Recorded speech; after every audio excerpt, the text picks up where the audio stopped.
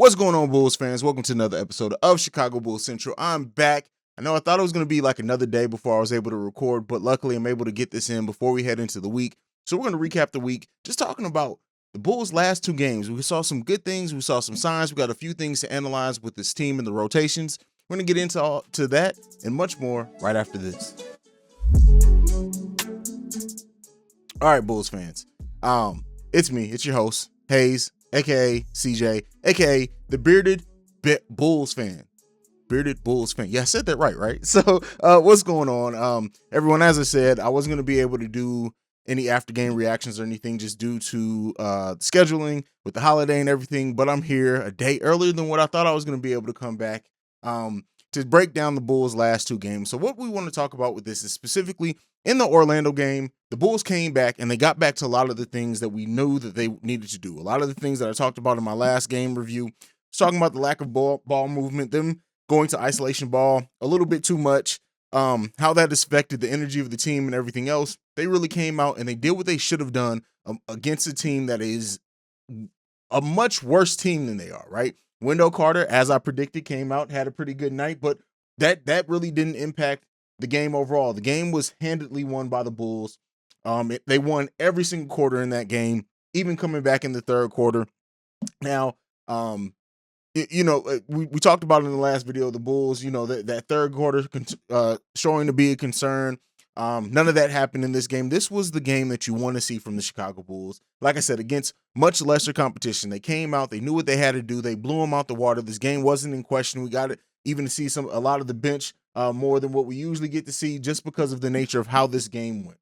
And that's really it. I don't want to really overanalyze this one too much because this is what the Bulls should have been doing, right? This is what they should have done against Houston. This is what they, not to this degree, they should have won against the Pacers. Like I said, even if that game ended up being closer down the stretch, that's fine. But the Bulls came out and they played the way that a playoff team against a non-playoff team should come out and play. They are clearly a better team, and they played with that. Kobe White with a big impact off the bench, and this is what you want to see from Kobe. He's going to have games like this, right? Kobe is going to have games where he looks unstoppable. 9 of 11 from the field, 2 for 4 from three-pointer in this game, 20 points overall, had a plus-minus of plus 39.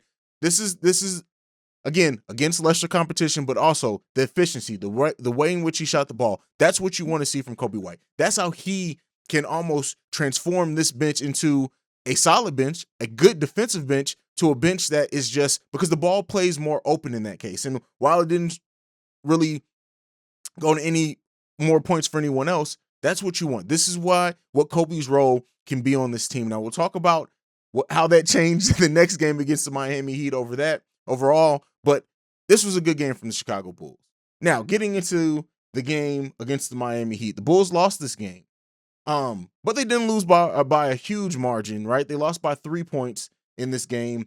And this was a game that felt like a playoff game. Everything about this game felt like a playoff atmosphere, the way that they played. And the Bulls aren't going to win every game. Like I said before, I'm not one of those Bulls fans that expect the Bulls to win every single game. It's not going to happen. But you want to see them play tough. You want to see them play hard. Again, in this game, that issue with third quarters did not rear its head in this game. They actually won the third quarter by 5 points. So this is something that I'm going to try to watch closely. So the way that this one broke down, Miami won the second quarter. Bulls won the second and third quarters, and then they lost the fourth quarter by 5 points.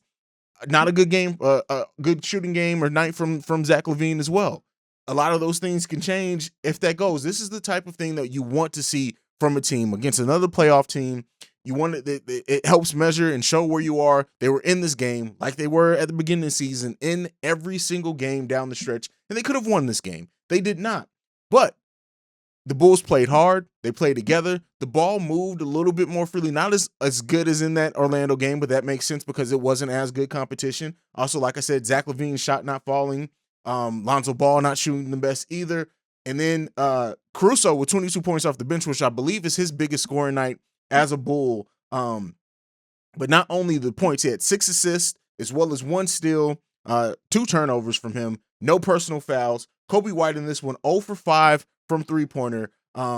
Still had a positive plus-minus of +4, but only scored 4 points in the game. But the thing that we're starting to see now with this is that Kobe White is starting to be prioritized over Ayo Dosunmu. Now, one thing that I have been saying is that I thought that the minutes are going to fluctuate according to what's needed, right? If you need more offense, if you need more shooting, if you need more spacing, or if you need Ayo, who's a better defender, to be out there, who can still knock down an open shot, but if you need the focus on defense, I do expect Ayo to be prioritized sometimes over Kobe White. But what we're seeing is it's trending towards Kobe White getting more minutes. And for a lot of the people coming into the season, asking that question of, well, where's Kobe going to get minutes? Kobe is obviously the one who's going to be traded.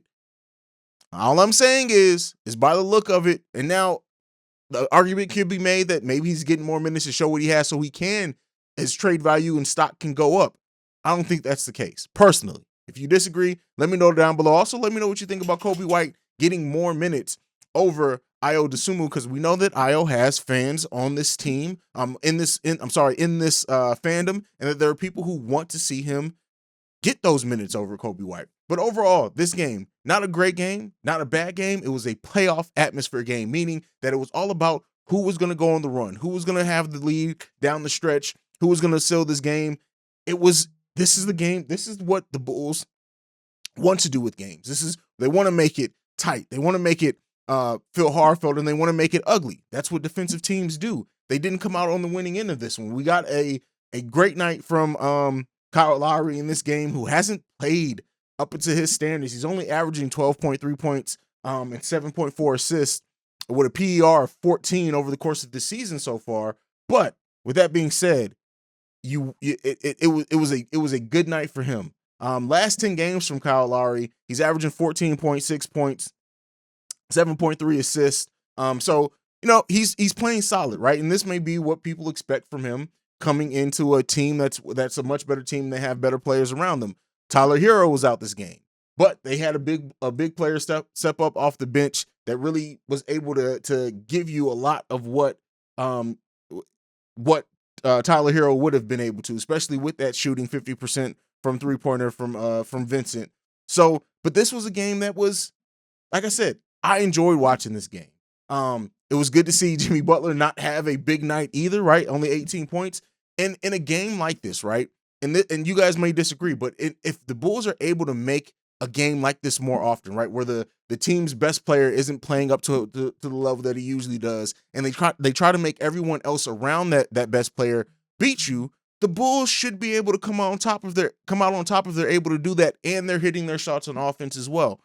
Again, a lot of great things to take from this game for the Bulls. They didn't pull out the victory, so there's also things that we can critique as well outside of that. Zach has to play better in big games like this. Now, Zach didn't have a terrible defensive night either, but you like to see him play better in this. Also, when Zach doesn't have a big name, you like to see somebody else step up. Caruso did off the bench this time, but I mean in that starting lineup. Vooch didn't have a great game. DeMar had his usual game. Lonzo had an okay shooting night, but not great at all. Well, shooting-wise, it wasn't good at all. 3 for 11 from three-pointers, 4 for 12 overall. Again, what we're seeing, Lonzo, is that most of his points are coming from beyond the three-point line. If he starts getting something consistently in the 2-point range, it's really going to open up his game overall some. But again, like I said, a lot of positive things to take away from this game, but the Bulls got to play better. They got to learn how to win down the stretch in those tough games, which they were doing earlier in the season. So it leads us to believe that they're going to turn this around and fix it. They're just not always going to be on the right side of it when it comes down to the end of the game. It's just not going to happen for every team. But this is a good measuring stick game. This is a good game to show that the Bulls, they responded well in the Orlando game. They played very well for the most part in this game. They didn't come out with the victory, but it is what it is. And so that was the 2 games that I missed and I haven't been able to recap so far. I also want to keep piggybacking off something that I want to watch, and I'm going to watch closely. Like Billy Donovan, like I said before, I like Billy Donovan as a coach. I like what he brings. I like usually what he does with the team, especially when they're shooting, playing freely, not as much isolation ball. Those adjustments sometimes I will say, for me, it seems like the Bulls have a game plan and they stick to that game plan no matter what. Now, you don't want to get thrown off completely off your game plan, but you want to see certain adjustments done, especially on the defensive end. It seems like the Bulls, when they're playing against a team, they come in with a game plan to stop the team's best player, which not stop, but slow down, which usually they do, right? More times than not, they have slowed down the team's best player. I haven't seen like the averages of what their averages are usually versus when they play the Bulls, but it always seems like there's a bench player and almost one that's unexpected that shows up big and has a big shooting night against the Bulls, and they don't adjust well to that. They don't seem to be able to get off that game plan. Maybe it's that they are afraid that the other team's best player is going to get going. If they change their game plan too much, they probably think like, oh, there's no way a player like Vincent is going to keep this up going the whole game, or back to when we played Houston, when House went off as well. But those type of adjustments are things that I want to see done better, especially when the Bulls have been such a good defensive team. So let me know if you agree with that. Like, what do you think?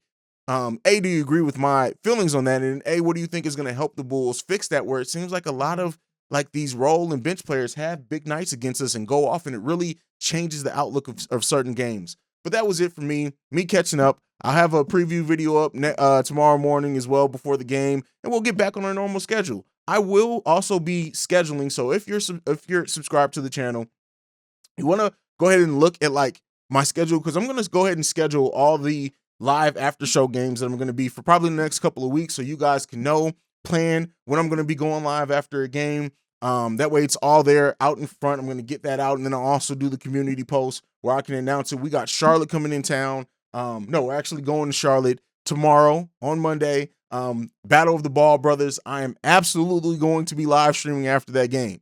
So you definitely want to be tuned in for that one, because I'm going to be live streaming after that game. We're going to talk about the Battle of the Ball Brothers, as well as two teams that are really playing, I think, we know with the national media, they didn't really consider the Bulls to be a contender, right? They didn't think that we would be playing at the level that we are, even though us as a fandom, we did.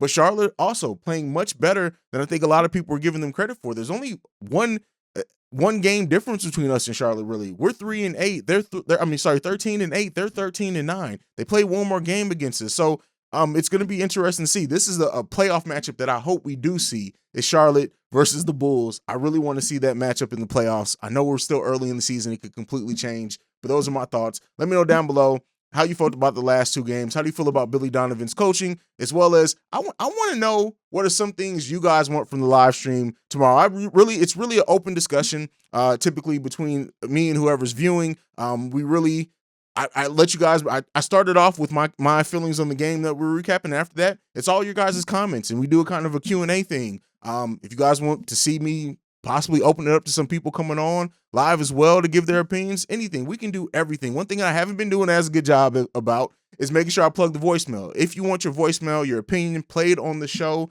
you can leave that voicemail at 773-270-2799.